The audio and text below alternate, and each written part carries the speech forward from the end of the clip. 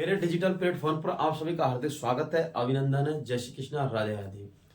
और हमारे चल रहे थे लाइव प्रोसेस जैप प्रक्रम के ऑब्जेक्टिव क्वेश्चन, और हम 10 क्वेश्चन हमने कंप्लीट कर चुके हैं और हम आज आगे बढ़ते हैं 11वें क्वेश्चन की ओर। तो 11वां क्वेश्चन चालू करते हैं हम।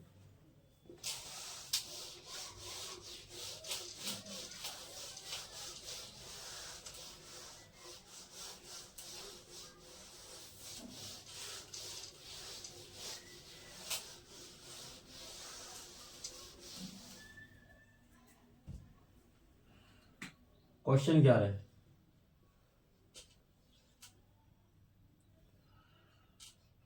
मानव उत्सर्जन के आधार पर है। मानव उत्सर्जन के आधार पर है, ये हमारा क्वेश्चन है। मानव उत्सर्जन के आधार पर है। ऑप्शन देखते हैं।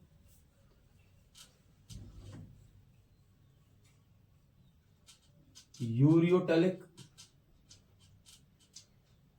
यूरिकोटैलिक,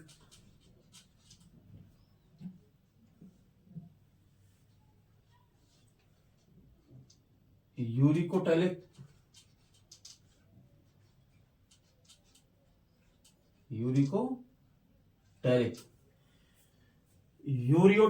यूरिकोटैलिक, और सी ऑप्शन है एमोनोटैलिक।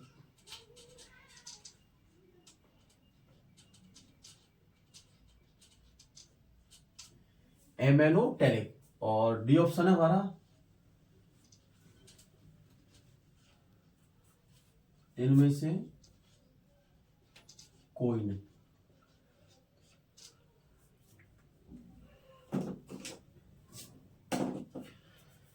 क्वेश्चन क्या है हमारा? क्वेश्चन मानव उत्सर्जन के आधार पर है। क्या है? मानव उत्सर्जन के आधार पर है। यूरियोटैलिक, यूरिकोटैलिक और अमेनोटैलिक, और इनमें से कोई नहीं, और नन ऑफ दीज, इनमें से कोई नहीं। तो सबसे पहले हम उत्सर्जन की बात करें तो उत्सर्जन क्या होता है?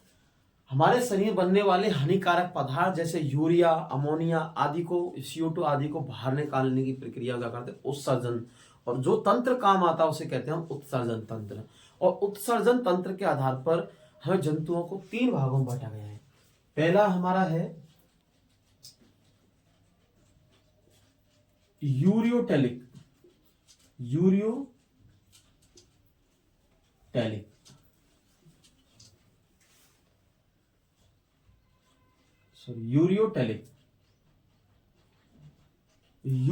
जंतु वे होते हैं, ये जंतु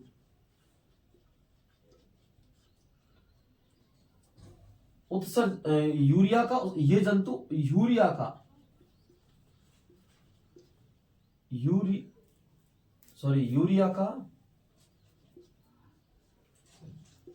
उत्सर्जन करते हैं। ये जंतु यूरिया का उत्सर्जन करते हैं। ऐसे जंतु जो यूरिया का उत्सर्जन करते हैं, या ये जंतु जो यूरिया का करते हैं उत्सर्जन, मतलब यूरिया का हानिकारक पदार्थों को यूरिया के रूप में बाहर निकालती हैं, उनका उत्सर्जन करती हैं। तो ये जंतु यूरिया का उत्सर्जन करते हैं, उन्हें यूरियोटैलिक कहते हैं। जैसे अगर एग्जाम्पल उदाहरण की बात करें, जैसे कि तो सरीसृप, वो स्तनधारी, सभी स्तनधारी,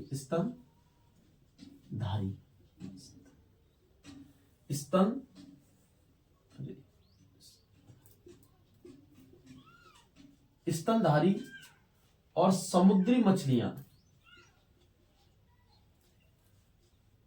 कैसी मछलियां? समुद्रीय मछलियां।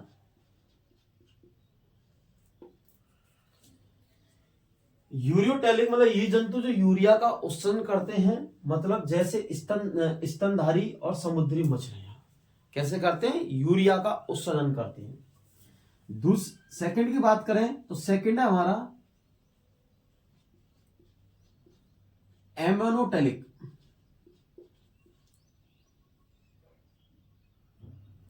एमोनोटेलिक,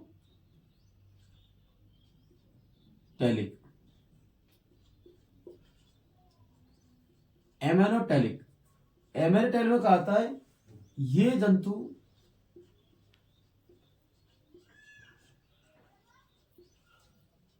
अमोनिया का, ये जंतु अमोनिया का उत्सर्जन करते हैं। क्या करते हैं? अमोनिया का उत्सर्जन करते हैं। ये जंतु अमोनिया का उत्सर्जन करते हैं। क्या करते हैं? अमोनिया का उत्सर्जन। जैसे अगर देखा जाए तो उपास्तिल मछलियां, कैसी मछलियां? उपास्तिल मछलियां,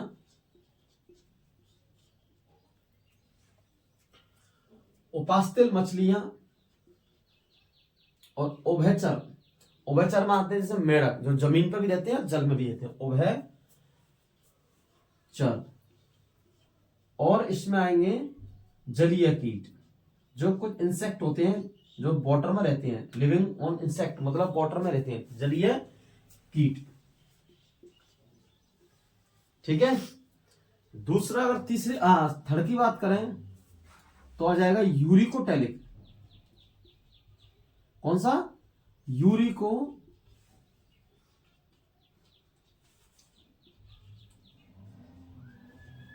यूरिकोटेलिक, यूरिकोटेलिक, यूरिकोटेलिक। इसकी बात करें तो ये जंतु यूरिक अम्ल का, यूरिक एसिड है ना, यूरिक अम्ल, यूरिक अम्ल का उत्सर्जन करते हैं। ये जंतु क्या करते हैं? यूरिक अम्ल का उत्सर्जन करते हैं। क्या करते हैं? यूरिक अम्ल का उत्सर्जन करते हैं। जैसे की बात करें तो पक्षी,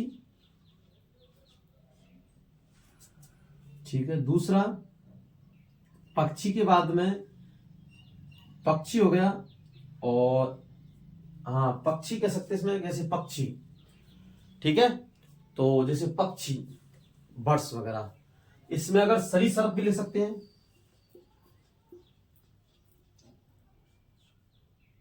सरीसृप और कुछ कीट,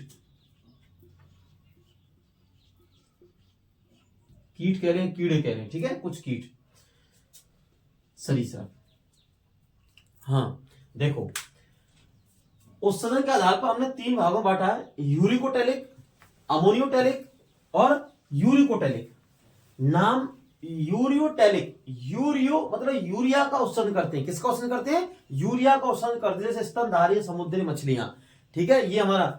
दूसरा अमोनियोटेलिक, अमोनिया मतलब नाम से स्पष्ट है, अमोनिया मतलब अमोनिया का उत्सर्जन करते हैं। क्या निकालते हैं? उत्सर्जन अमोनिया का निकालते हैं। इन्हें कहते हैं उपास्तिल मछलियां, उभयचर और कुछ जलीय कीट। कैसे हैं? जलीय कीट। दूसरा यूरिकोटेलिक, यूरिक मतलब यूरिक एसिड, मतलब यूरिक एसिड मतलब यूरिक अम्ल का उत्सर्जन करते हैं, उन्हें क्या कहते हैं? हम यूरियोटेलिक कहते हैं। जैसे पक्षी, सरीसृप, कुछ कीट। क्या है? कुछ कीट, ठीक है। इस प्रकार से क्वेश्चन क्या कह रहा है हमारा? मानव उत्सर्जन तंत्र उत्सर्जन के आधार पर है। मानव उत्सर्जन मतलब उत्सर्जन है, मतलब किसके आधार पर उत्सर्जन करता है? मानव का उत्सर्जन है, मतलब मानव जो उत्सर्जन पदार्थ हानिकारक वेस्ट मटेरियल निकालता है उसका आधार है, मानव का उत्सर्जन के आधार पर है।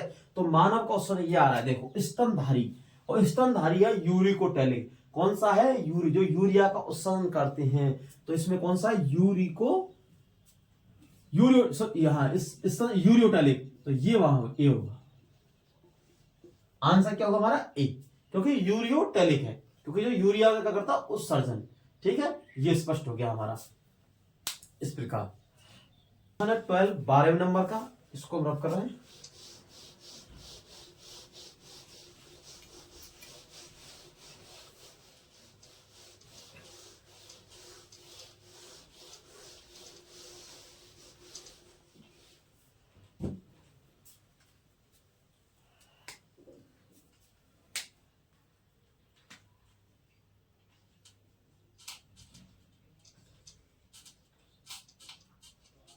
मानव में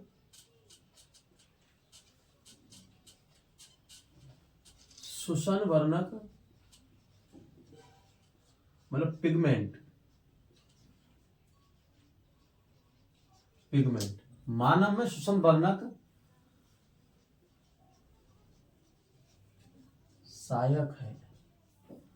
मानव में श्वसन वर्णक पिगमेंट सहायक है। क्या है क्वेश्चन हमारा? मानव में श्वसन वर्णक मतलब पिगमेंट सहायक है क्वेश्चन हमारा।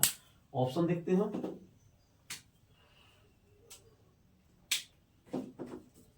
ऑप्शन हमारे ए हीमोसाइनिन,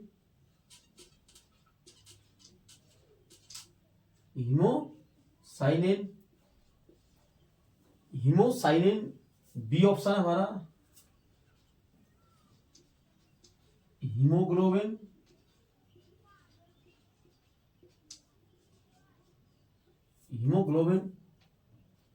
सी ऑप्शन है हमारा लैग हीमोग्लोबिन,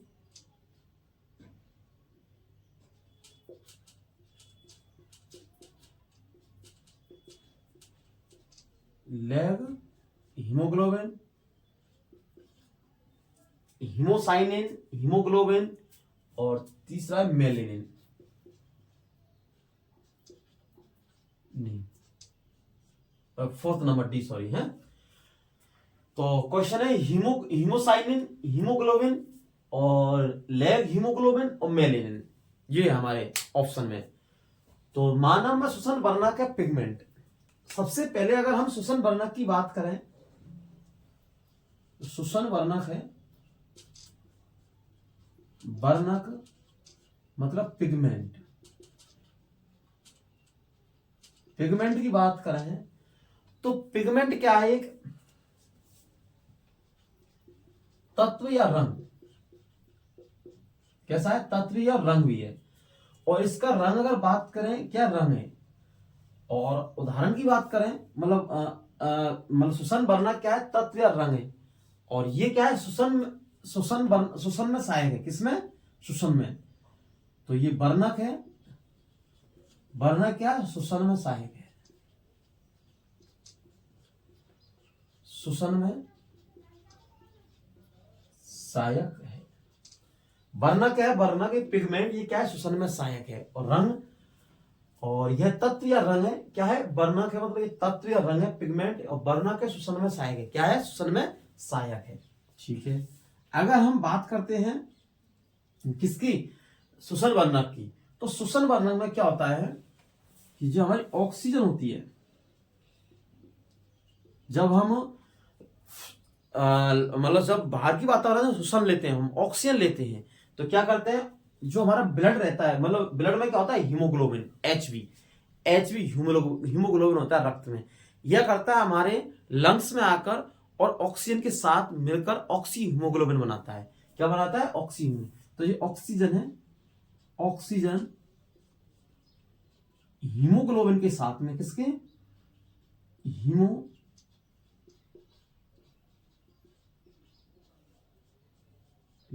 के, ऑक्सीजन हीमोग्लोबिन के साथ मिलकर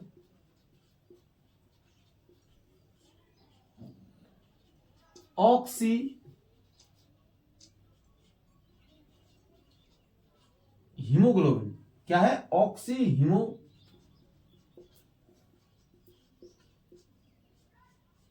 बनाता है। क्या बनाता है? Oxy haemoglobin. हम ऑक्सीजन को मतलब श्वसन क्रिया में ऑक्सीजन को बाहर लेते हैं, CO2 को हम छोड़ते हैं। क्या लेते हैं हम? ऑक्सीजन को तो हम अंदर लेते हैं और O2 को, और CO2 को हम बाहर छोड़ते हैं। जो O2 और CO2 के परिवहन के लिए जो काम आता है वो ही हीमोग्लोबिन है, Hb। जो O2 को ले जाना और CO2 को वापस छोड़ना, इसके परिवहन की अगर बात करें तो परिवहन में कौन काम आता है? हीमोग्लोबिन। क्या था? हीमोग्लोबिन Hb काम आता है इसके परिवहन काम। अब ये क्या करता है? ऑक्सीजन जैसी हमारे लंग्सों में आती है, किसमें? लंग्स ऑफ फेफड़ों में आती है, तो ये करता है ऑक्सीजन के साथ मिल जाता है। ऑक्सीजन के साथ मिलकर हीमोग्लोबिन ऑक्सी हीमोग्लोबिन बनाता है। क्या बनाता है? Oxy haemoglobin. फिर क्या करता है? ये ऑक्सीजन को छोड़ता है शरीर में। क्या छोड़ता है? शरीर में छोड़ता है। फिर आगे क्या करता है? ऑक्सीजन को छोड़ देता है। ऑक्सीजन को छोड़ देता है, ऐसे लोग ऑक्सीजन को छोड़ देता है फिर ये, ठीक है, खास शरीर में। उसके बाद में फिर नेक्स्ट क्या करता है ये? नेक्स्ट में ये क्या करता है? CO2 के साथ मिलकर, जो जहरीली गैस है शरीर से उसको बाहर निकालना है, तो शरीर के साथ मिलकर ये हीमोग्लोबिन, मतलब शरीर नहीं, CO2 के साथ मिलकर, CO2 के साथ मिलकर हीमोग्लोबिन,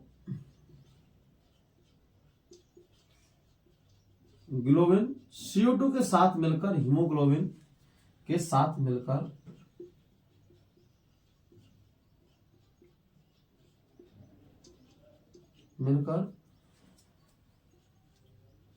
डीऑक्सी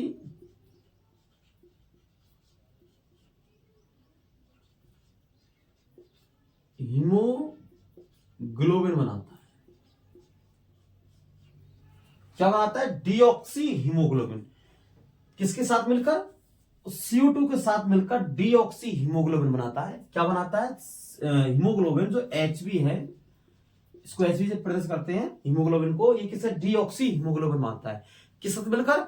ऑक्सीजन के साथ मिलकर। वो CO2 के साथ, CO2 के साथ मिलकर क्या बनाता है? Deoxy haemoglobin. फिर क्या करते हैं? लंग्स में आते हैं, और लंग्स में ये हीमोग्लोबिन फिर ऑक्सीजन के साथ मिल जाता है और CO2 को छोड़ देता है। CO2 हमारे लंग्स द्वारा बाहर निकाल दी जाती है, इसलिए ये श्वसन वर्णक है। और ये क्या करता है? CO2 और O2 के परिवहन के लिए सहायक है।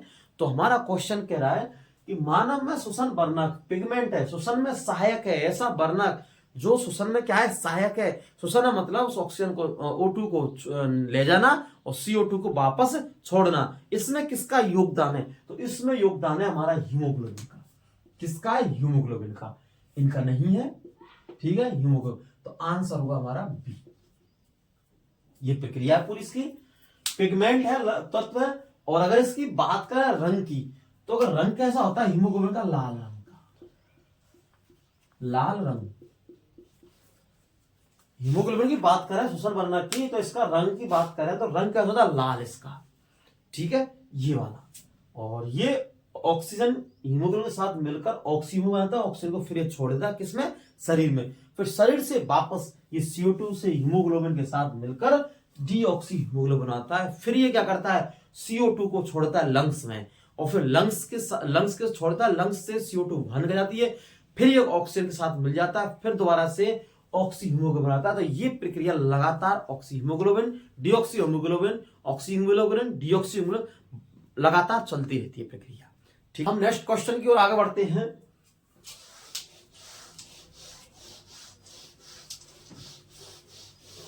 क्वेश्चन हमारा 13।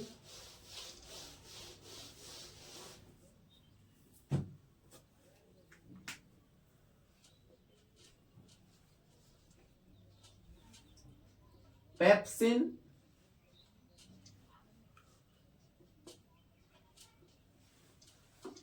एंजाइम किसका पाचन करता है? या किस पेप्सिन एंजाइम किसका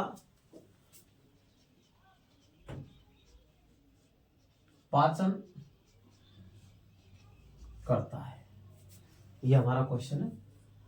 पेप्सिन एंजाइम किसका पाचन करता है? क्वेश्चन है हमारा, पेप्सिन एंजाइम किसका पाचन करता है? ऑप्शन देखते हैं हम।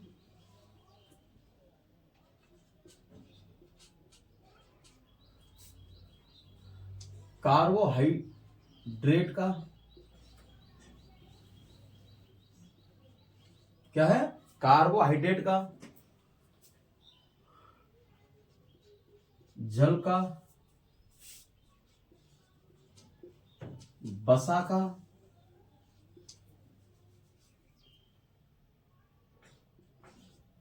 और डी ऑप्शन में हमारा प्रोटीन का।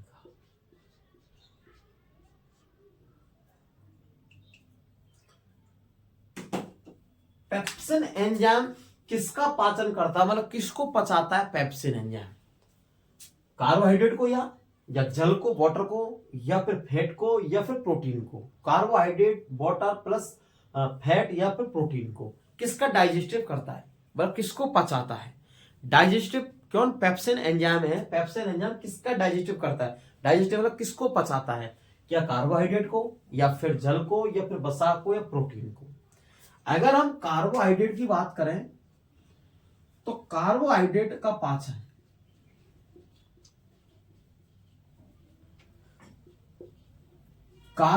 का पाचन हमारे सबसे पहले कार्बोहाइड्रेट का पाचन मुख से चालू होता है। किससे? मुख से, मुंह से। मुख गुहा में पाचन होता है 30%। कार्बोहाइड्रेट का पाचन मुख गुहा में 30% पाचन है। मुख गुहा में 30% पाचन हो जाता है, बचा 70%। 30% पाचन होता है। इसके लिए टाइलिन, कौन सा एंजाइम है? टाइलिन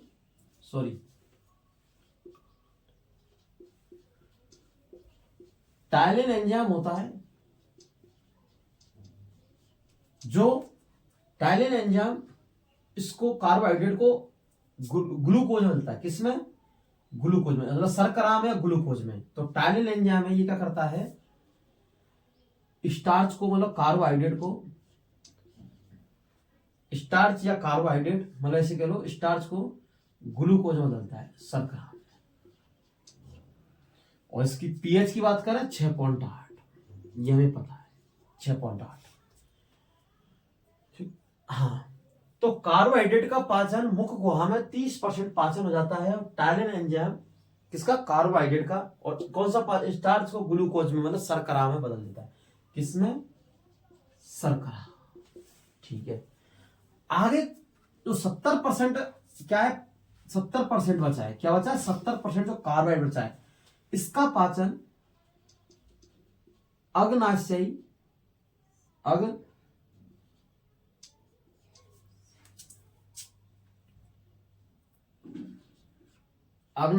एमाइलेज,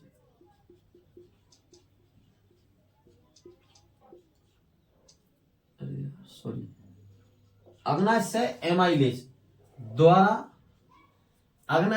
एमाइलेज द्वारा इसका पचाते हैं। क्या? अग्नाशय एमाइलेज द्वारा ये 70% कार्बोहाइड्रेट का पाचन होता है। कितना? 70% अग्नाशय एमाइलेज द्वारा कार्बोहाइड्रेट का पाचन होता है। आ गई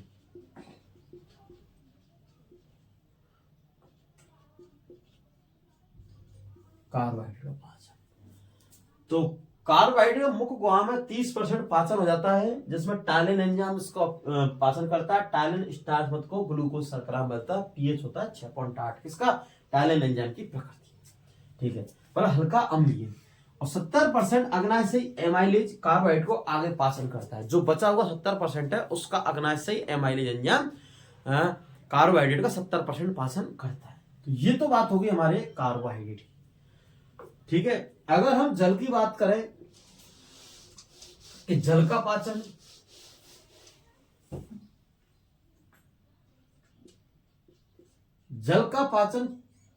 तो जल का, वाटर का पाचन ये बड़ी आंत में होता है।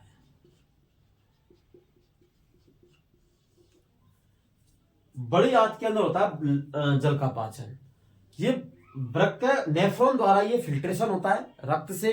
फिर उसके बाद में ये छोटी आंत और बड़ी आंत में ये आता है। फिर उसके बाद में ये वापस से बड़ी आंत में इसका अवशोषण, मतलब पाचन होता है।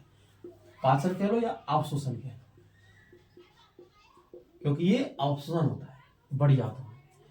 अगर हम वसा की बात करें तो वसा क्या करते हैं? वसा अग्नाशय ग्रंथि द्वारा होता है। एक हार्मोन बसिया, तो देखो लाइपेज एंजाइम होता है। तो वसा को लाइपेज एंजाइम बसीय अम्लों में बदलता है। किसमें? बसीय अम्लों में बदल देता है। कौन सा एंजाइम? Lipase enzyme. और लाइपेज एंजाइम का निर्माण की बात करें तो ये होता है अग्नाशय ग्रंथि द्वारा। अग्नाशय ग्रंथि द्वारा लाइपेज एंजाइम का निर्माण शीघ्र स्रावन होता है। अग्नाशय ग्रंथि द्वारा स्रावन होता है। किसका? लाइपेज एंजाइम का। किसका स्रावन होता है? अग्नाशय ग्रंथि द्वारा लाइपेज एंजाइम का स्रावन होता है और ये वसा को बसीय अम्लों में बदल देता है। किसमें? बसीय अम्लों में बदल देता है, उसको पचाकर तोड़ देता है। ठीक है, तोड़ना पचाना एक ही बात है, क्योंकि बड़े बड़े मॉलिक्यूल छोटे छोटे मॉलिक्यूल में पचाना है और इसमें से पोषक पदार्थों को लेकर हमारे शरीर की वृद्धि और रक्षक में कार्य करना है। ठीक है, अगर हम प्रोटीन की बात करें, किसकी बात करें? प्रोटीन की। तो भाई प्रोटीन है जो दाल, मांस, दूध, मांस में मछलियों में पाई जाती है। प्रोटीन है, प्रोटीन पेप्सिन एंजाइम की उपस्थिति में अमीनो अम्लों में टूटता है। क्या टूटता है? अमीनो अम्लों में। तो क्वेश्चन हमारा क्या है कि प्रोटीन पेप्सिन एंजाइम की उपस्थिति में अमीनो अम्लों में टूटता है। मतलब प्रोटीन को पचाने वाला कौन सा एंजाइम है? पेप्सिन एंजाइम है, जो उसको अमीनो अम्लों में तोड़ता है, ब्रेक कर देता है। और क्वेश्चन क्या कह रहा है हमारा? पेप्सिन एंजाइम किसका पाचन करता है? तो पेप्सिन एंजाइम करता है प्रोटीन का पाचन। तो डी ऑप्शन होगा, ना कि कार्बोहाइड्रेट का, ना कि जल का। ये भी गलत और ये भी गलत और ये भी गलत, बसा का। तो आप समझ चुके हैं प्रोटीन का पाचन कौन करता है? Pepsin enzyme. क्वेश्चन की ओर आगे बढ़ते हैं। क्वेश्चन है 15 15 है 14, 14वां क्वेश्चन हमारा।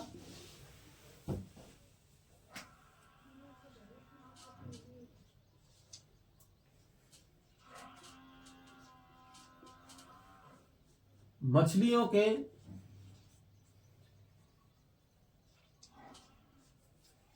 हृदय में कोष्ठ कितने होते हैं या कितने पाए जाते हैं? कोष्ठ मतलब चैम्बर। क्या है? कोष्ठ मतलब चैम्बर। ठीक है, मछलियों के हृदय में कोष्ठ कितने पाए जाते हैं? कोष्ठ मतलब चैम्बर। इसमें फर्स्ट है 2, बी में 3, सी में है 4 और डी में है 1। मछलियों के हृदय में कोष्ठ कितने पाए जाते हैं? क्या पाए जाते हैं? मछलियों के हृदय में कोष्ठ कितने पाए जाते हैं? 2, 3, 4 और 1। मछलियों के हृदय में कोष्ठ पाए जाते हैं कितने? तो मछलियों के हृदय में एक तो पाया जाता है आलिंद और एक पाया जाता है निलय। एक आलिंद और एक निलय पाया जाता है। इसका मतलब इसमें कोष्ठ हृदय के चैम्बर की बात करें तो इसमें पाए जाते हैं 2, ना कि 3, ना 4, ना 1। और मनुष्य की बात करें तो मानव में के हृदय में 4 कोष्ठक होता है। 4 कोष्ठीय, 4 कोष्ठीय होता है, जिसमें 2 आलिंद और 2 निलय। दायां आलिंद, दायां निलय, दायां आलिंद और बायां आलिंद, दायां निलय और बायां निलय। तो कितने कोष्ठक पाए जाते हैं? 4 कोष्ठक पाए जाते हैं। किसमें? मनुष्य की बात करें।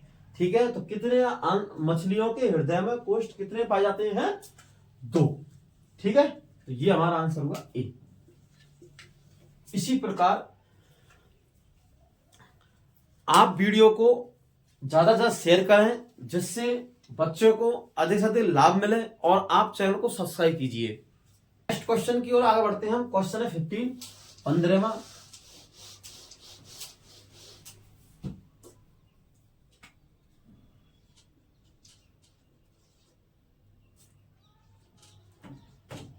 रक्त दाब को मापने वाले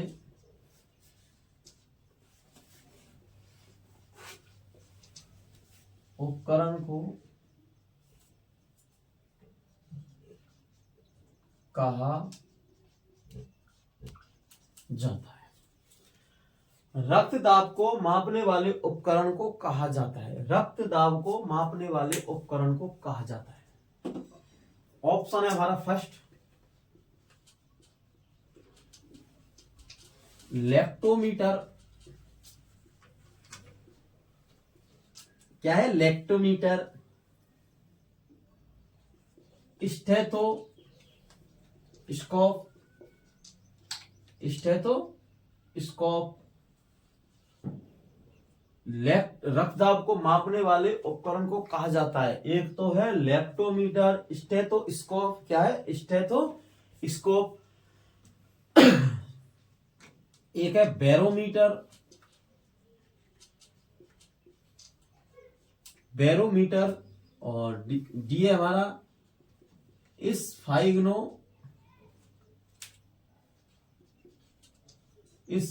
मैनोमीटर, मैनोमीटर।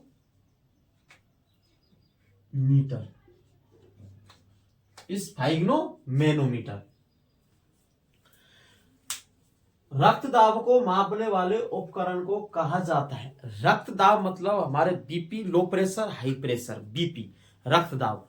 क्या हमारा रक्तदाब सामान्य है? अब देखिए, ज्यादा हम डॉक्टर के पास जाते हैं तो हम बीपी को चेक कराते हैं। हमारे इसमें उसमें जो लगा रहता है डंडी सी, इसे बोलते हैं पारा, मरकरी।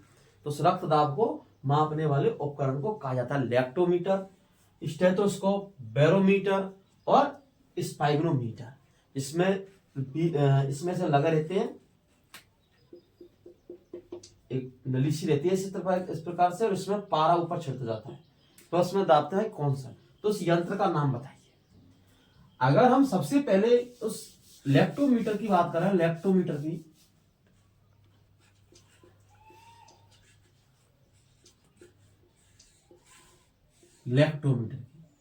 तो लैक्टोमीटर है हमारा ये। लैक्टोमीटर दूध की शुद्धता को मापने में काम में लेते हैं। किसमें? दूध की शुद्धता को। माना कि हमने किसी दूध वाले से दूध लगाया और वो कहता है आपके लिए हम प्योर दूध देते हैं, शुद्ध, अपनी कसम खाता है, और हमें कहते हैं हाँ ठीक है, हमें विश्वास है। लेकिन आज के जमाने में विश्वास करना है, लेकिन करो, लेकिन ज्यादा मत करो। तो उसको क्या चेक करना है हमें? दूध को। और दूध की लैक्टोमीटर शुद्धता कैसे करते हैं? दूध की शुद्धता का पता चलता है इसमें कितना पानी है। क्या है? कितना पानी है। तो हमें एक लैक्टोमीटर आता है, उसकी सहायता से हम दूध में पानी शुद्धता को चेक कर सकते हैं और फिर कह सकते हैं भाई तुमने तो हमारे साथ दूध में बहुत घाटा किया, दूध में पानी मिलाते हैं आप, ठीक है, ऐसा अन्यथा ना करें। उन्हें दूध लेना बंद कर देंगे, चार पड़ोसियों भी विषय कह देंगे कि दूध ना लें, ठीक है। तो लैक्टोमीटर, ये लैक्टोमीटर है, ये क्या करता है?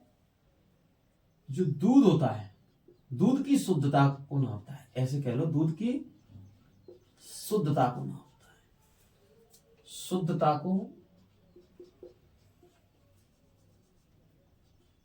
नापता है। किसकी शुद्धता को? दूध की शुद्धता को नापता है। मतलब इसमें पानी कितना है, और तो क्या मिलाएंगे? पानी मिला सकते हैं बस, इसमें पानी कितना है, और तो कुछ नहीं मिलाते हैं। क्या मिलाते हैं? दूध वाले पानी मिलाते हैं अक्सर। तो दूध की शुद्धता के लिए अगर हम स्टेथोस्कोप की बात करें, स्टेथोस्कोप की, तो स्टेथोस्कोप की बात करें तो जो स्टेथोस्कोप होता है ये क्या करता है? ये जो स्टेथोस्कोप होता है, ये जो स्टेथोस्कोप है ये क्या करता है? स्टेथोस्कोप की सहायता से हम हृदय की धड़कन, क्या हृदय की धड़कन को नापते हैं। क्या नापते हैं? हृदय की धड़कन को नापते हैं कि हमारे हृदय की धड़कन कितनी चल रही है।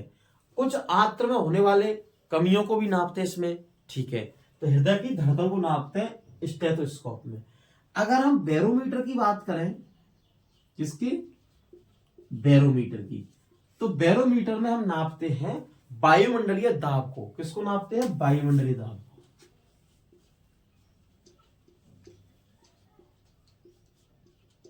वायुमंडलीय दाब को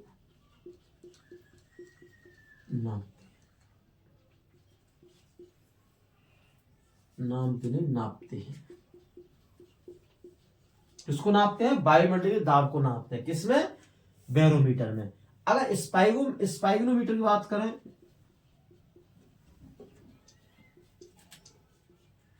स्पाइगनोमेनोमीटर,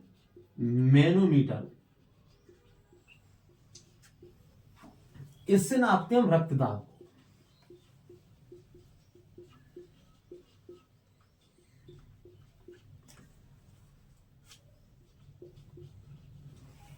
किसको नापते हैं? रक्तदाब को। स्पाइगनोमीटर से किसको नापते हैं? रक्तदाब को नापते हैं। स्पाइगनोमीटर से किसकी? स्पाइगनोमेनोमीटर की सहायता से किसको नापते हैं? हम रक्तदाब को नापते हैं। तो लेक्टोमीटर से दूध की शुद्धता को नापते हैं, दूध में कितना पानी है। स्टेथोस्कोप में हृदय की धड़कन को नापते हैं, कुछ आंतों में होने वाले इन्फेक्शन, ठीक है। और लंग्स की भी, लंग्स में, फेफड़ों में वायु को भी नाप सकते हैं, ठीक है इसे। और बैरोमीटर से हम, हमारी जो नाड़ी होती है, ये नाड़ी, इनमें इनको भी हम इससे जो इनको स्टेथोस्कोप से भी नाप सकते हैं, धड़कन को इसमें नाभि से, नाड़ी द्वारा। कैसे? हृदय की धड़कन को या तो हम इससे नापते हैं या फिर ये नाड़ियों से भी नाप सकते हैं, ठीक है। ये जो हाथों में होती है कलाई पर, इससे नाप सकते हैं, नब्ज को ऐसे लगाकर, ठीक है। और बैरोमीटर वायुमंडलीय दाब को नापते हैं। किससे नापते हैं? वायुमंडलीय दाब से बैरोमीटर को नापते हैं, वायुमंडल दाब कितना है, ठीक है। और स्पाइगनोमेनोमीटर से हम रक्त दाब को नापते हैं। तो क्वेश्चन क्या कह रहा है हमारा? रक्त दाब को मापने वाले उपकरण को कहा जाता है रक्त दाब को। तो रक्त दाब को मापने वाला मीटर स्पाइगनोमीटर, मतलब डी आंसर है। नहीं, ये दोनों तीनों गलत है, ठीक है। तो हमारा स्पाइगनोमीटर है। वीडियो को अधिक से अधिक शेयर करें और चैनल को सब्सक्राइब करें और हमारे